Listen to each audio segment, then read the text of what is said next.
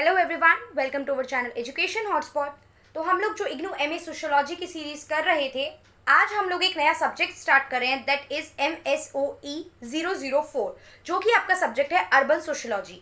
जैसा कि अभी रिसेंट सर्कुलर आया और हमें पता चला है कि अभी फर्स्ट ईयर के एग्जाम आप लोगों के नहीं हो रहे हैं, जो आपके फाइनल ईयर के एग्जाम है, like MA final, BA final, final year वाले बच्चों के एग्जाम अगस्त में होंगे आप लोगों के। एक्यूरेट डेट आउट नहीं है, बट यहाँ अगस्त 3 से एग्जाम होने स्टार्ट होंगे आप लोगों के।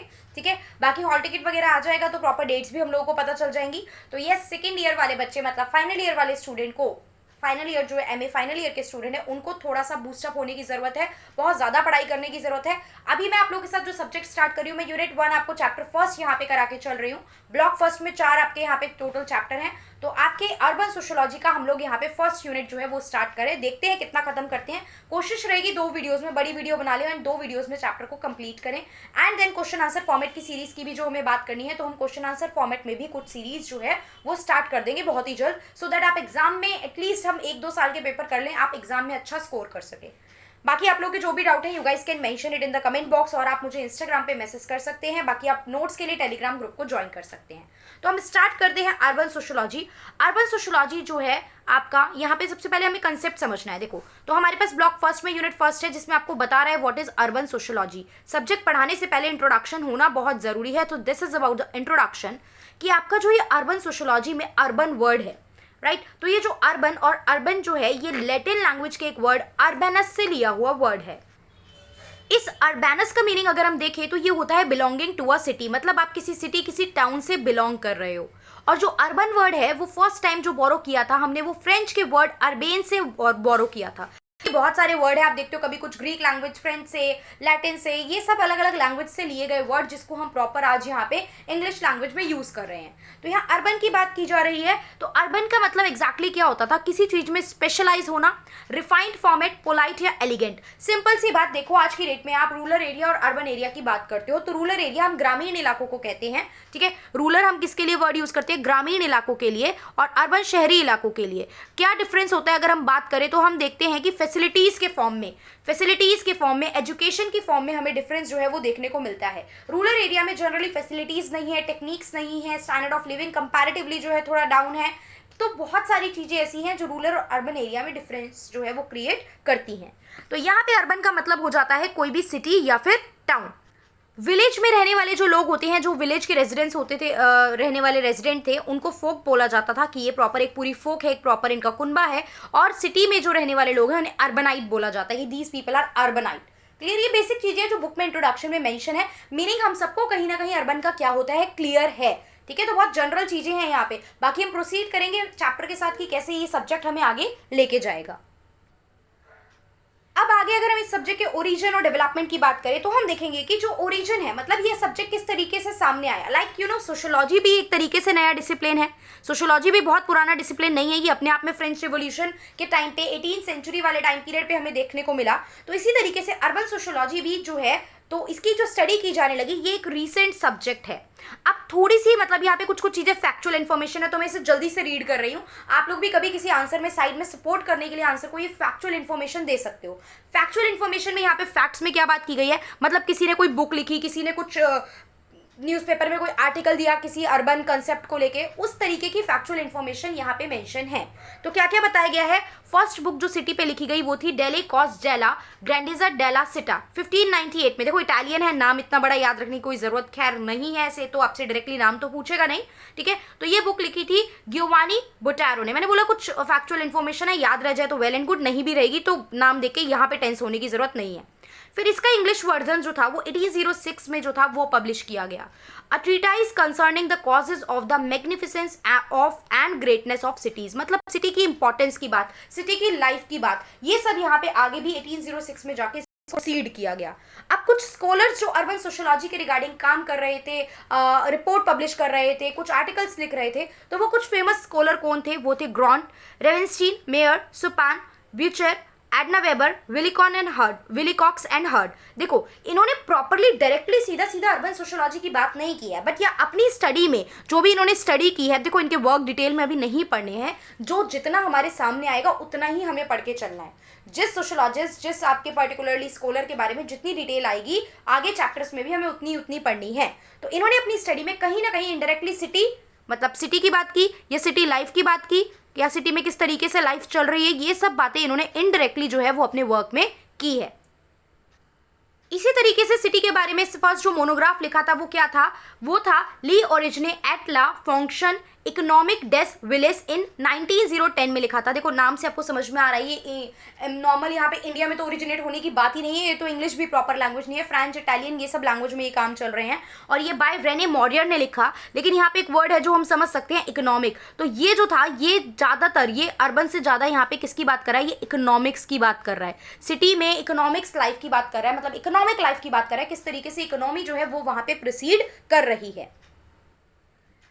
अब हमारे पास 3 अर्ली सोशियोलॉजिकल वर्क्स जो कहलाते हैं वो किसके कहलाते हैं और इन्होंने क्या काम किया, ये याद रख लेना चाहो तो इन्हें आप यूज कर सकते हो अगर आपसे अर्बन सोशियोलॉजी का ओरिजिन पूछा जाता है तो 3 अर्ली सोशियोलॉजिकल वर्क जो थे उनमें सबसे पहले थे जी साइमन, जिन्होंने क्या लिखा, जिन्होंने डाइग्रॉस्टेडेट अंडास गिस्टेल्बेन। अब देखो अब ये नहीं याद रहेगा, आई एग्री, बट इनके नाम याद रख सकते हो। इन्होंने ये चीज याद रख सकते हो कि इन्होंने द मेट्रोपॉलिटन मेंटल लाइफ की बात की, इसे भूल जाओ, ये नहीं याद रह रहा है तो लीव इट, इतनी टेंशन लेने की जरूरत नहीं है, बस ये याद रखो द मेट्रोपॉलिटन मेंटल लाइफ की बात की 1903 में। मैक्स वेबर ने डाइस्टैड यानी सिटी की बात की 1921 में। वेबर का नाम तो काफी फेमिलियर लग रहा होगा आप लोगों को क्योंकि हम लोगों ने वेबर के बारे में तो आपके फर्स्ट ईयर में भी काफी बातें की हैं। फिर आर मॉरियर ने लिखी ले विलेज एट ला विले, जो 1929 में इन्होंने लिखी। तो ये 3 अर्ली सोशियोलॉजिस्ट थे जिन्होंने क्या करा, जिन्होंने सोशियोलॉजिकल वे में अर्बन जो आपका कंसेप्ट था उस पर वर्क करना स्टार्ट करा। सबसे पहले जो काम था वो जी साइमन ने करना स्टार्ट किया, दैट्स वाई जी साइमन को हम फर्स्ट अर्बन सोशियोलॉजिस्ट भी कह के चलते हैं। अब आगे हमारे पास और भी थोड़ी फैक्चुअल इन्फॉर्मेशन है, लाइक रॉबर्ट ई पार्क ने आर्टिकल लिखा था द सिटी, जो कि अमेरिका के जर्नल में मैगजीन में पब्लिश हुआ था 1915 में। ठीक है, अमेरिका की एक मैगजीन थी जो सोशियोलॉजी के टॉपिक के बारे में लिखती थी, जिसमें ये द सिटी पब्लिश हुआ। देन इन 1915 में हमने लिखा था द सिटी जो हुआ था वो बर्गेस एंड मैकेंजी ने पब्लिश कराया था। ठीक है, बर्गेस एंड मैकेंजी ने पब्लिश कराया। एंड देन 1925 में बर्गस ने एक और आर्टिकल जो था वो पब्लिश किया, that is the urban community. तो माना जाता है कि यहाँ पे 1915 और 1925 और इनके इन 2 आर्टिकल्स के बाद से प्रॉपरली इस सब्जेक्ट की यानी कि अर्बन सोशियोलॉजी की नींव हमें देखने को मिली, क्योंकि इनके इन वर्क में बहुत ज़्यादा डिटेल इन्फॉर्मेशन थी किसके बारे में, अर्बन सोशियोलॉजी के बारे में। अब लेट्स मूव अहेड, तो इंडिया में बात करते हैं। तो इंडिया में सोशियोलॉजी भी बाद में इवॉल्व हुई, धीरे धीरे इवॉल्व हुई। फर्स्ट डिपार्टमेंट सोशियोलॉजी का जो बनाया गया था इंडिया में वो बॉम्बे में बाय प्रोफेसर पैट्रिक गेडिस ने बनाया। ठीक है, इंडिया में सोशियोलॉजी खुद ही एक नया डिसिप्लिन था, तो अर्बन सोशियोलॉजी को 1960 तक तो लोग सुन ही नहीं रहे थे। हम तो सोशियोलॉजी समझ रहे हैं सब्जेक्ट के फॉर्म में, इसे ही समझ, सोसाइटी में रह रहे हैं, सोशल लाइफ है, सोशल इंस्टीट्यूशन है, बट ये सोशियोलॉजी सब्जेक्ट के फॉर्म में हम भी एक्सेप्ट धीरे धीरे ही कर रहे थे, जो कि 1960 तक तो हमने अर्बन सोशियोलॉजी पढ़ा ही नहीं।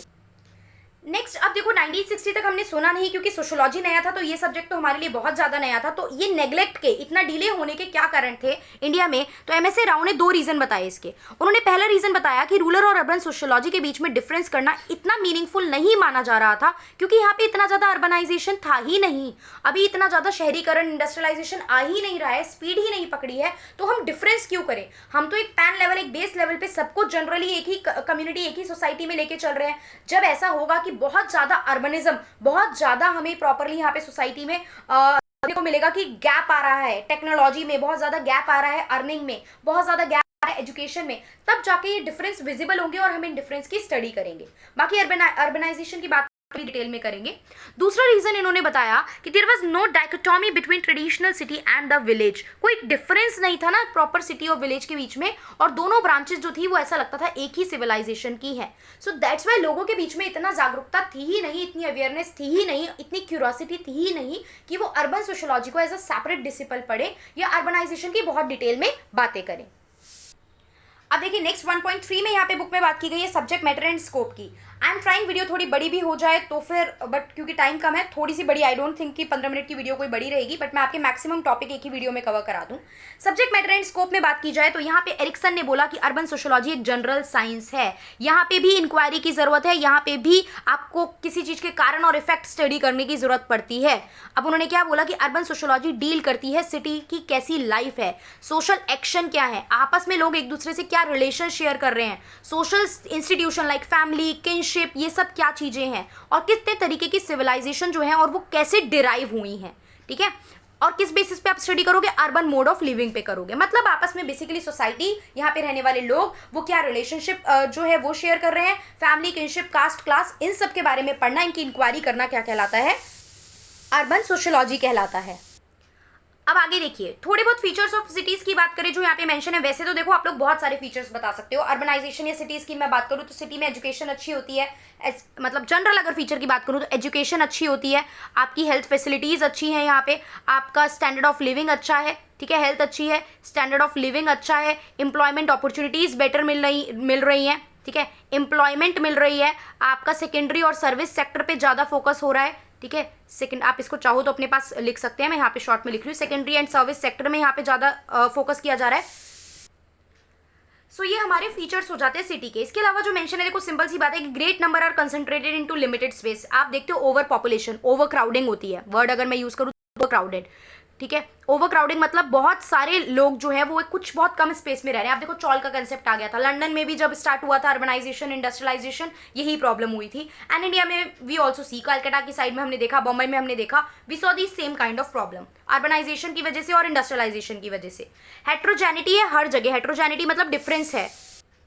हेट्रोजेनिटी किस वे में, हेट्रोजेनिटी डिफरेंट डिफरेंट वेज में, like heterogeneity in the caste, heterogeneity in the culture, heterogeneity in the tradition, heterogeneity in the way of living, बहुत सारी चीजों में। आपके यहाँ पे आपकी जो पुरानी प्रिमिटिव फोक वाली सोसाइटी होती थी, पीजेंट सोसाइटी होती थी, उससे आपकी जो सिटीज हैं वो बहुत ज्यादा डिफरेंस रहेंगी। और इसकी स्टडी करने के लिए अगर आपको सिटीज की स्टडी करनी है तो आपको स्टैटिस्टिकल इंक्वायरी की जरूरत पड़ेगी। You need to inquire, you need to collect the data, उसके बाद ही आप कुछ चीजें रिफ्लेक्ट कर पाओगे। अब मैं बार बार बोल रही हूँ कि चीजें डिफरेंस होंगी, डिफरेंट जो हेट्रोजेनिटी देखने को मिलेगी, तो वह हेट्रोजेनिटी किस किस बेसिस पे हो सकती है।